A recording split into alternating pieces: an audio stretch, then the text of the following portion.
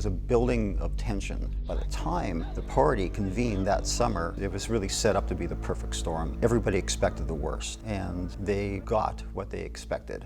A new deal for the American people. Extremism in the defense of liberty. There is no substitute for victory. The United States of America.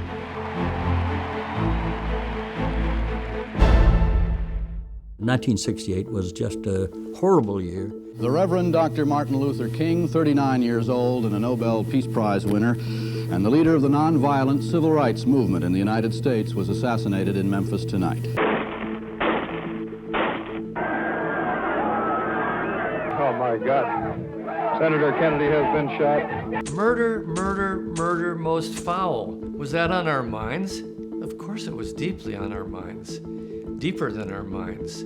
It was the agony of our generation. Death and destruction in Vietnam, urban rioting and rebellion. Most people have an image of the time that was about sex, drugs, and rock and roll. Let me tell you, it was not a joke. Good evening from Chicago.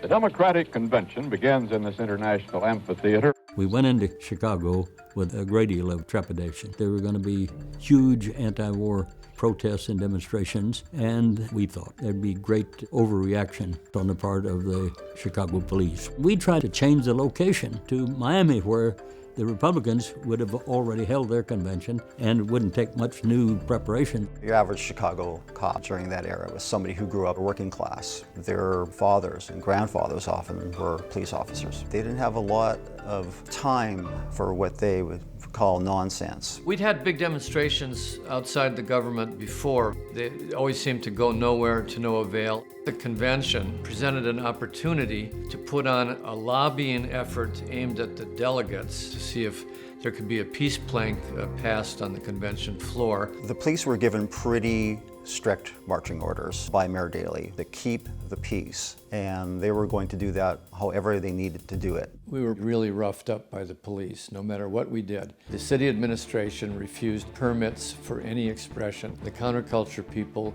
could not have a concert. The anti-war people could not march towards the visual sightline of the convention itself. There's quite a bit of symmetry between what was happening on the streets and what was happening inside the amphitheater. All these guards in civilian clothes have linked hands. You had private security forces, Daley's cops in plain clothes, manhandling delegates, pushing them around, deciding on who was going to be able to speak, who was going to be ushered out when they said the wrong thing. Take your hands off of me unless you plan to arrest me. At one point, Dan Rather is trying to interview delegates. He gets grabbed and roughed up by a security guard. We got bodily pushed out of the way. This is the kind of thing that's been going on outside the hall. This is the first time we've had it happen inside the hall. That really speaks to the mood in that hall. I think we've got a bunch of thugs here, Dan.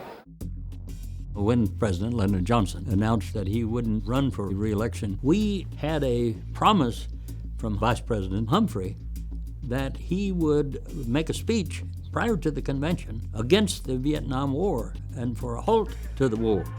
He did not do that. Also, we had Humphrey's commitment that we'd have an anti-war plank at the convention itself. That didn't happen either.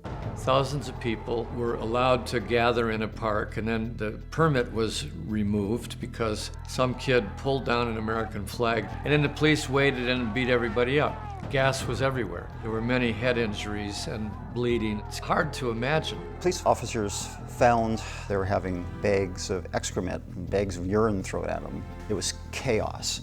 Multiple directions, terrible communication on what streets they were to clear, where they're moving the protesters through. Nothing was very coherent. The police looked bad, and at times they deserved to be viewed poorly, and other times they did whatever they thought they could.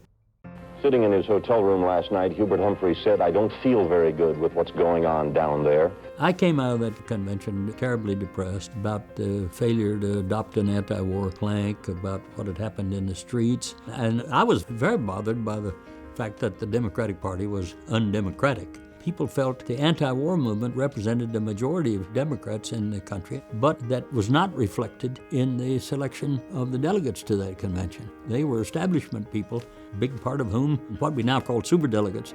Outside the convention hall, the protesters nominated a pig called Pegasus as the president of the United States. So, why did you decide to become a candidate? Pretty good move. I was elected chair of the party in 1969.